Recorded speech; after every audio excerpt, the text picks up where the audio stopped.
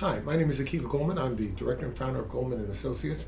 Our firm has a primary focus on family law issues here in Michigan, and today we continue our video series designed to educate and inform the public, so please subscribe to our channel.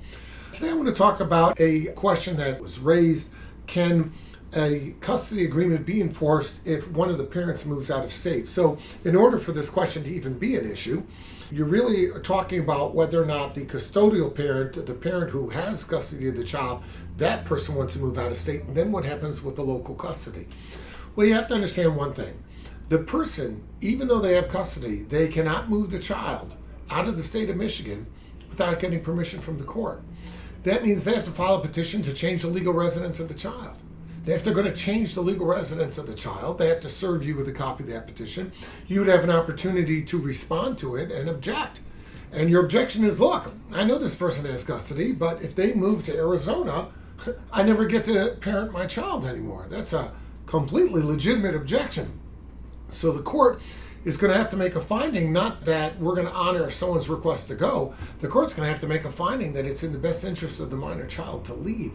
And even if it does, the court will enforce the custody agreement to the degree that it will create a new parenting time situation that takes into account our new change of circumstance.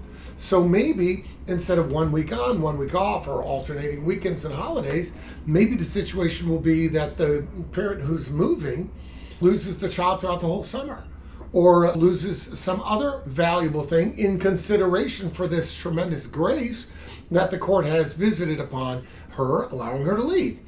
Could be her or him, I guess, right?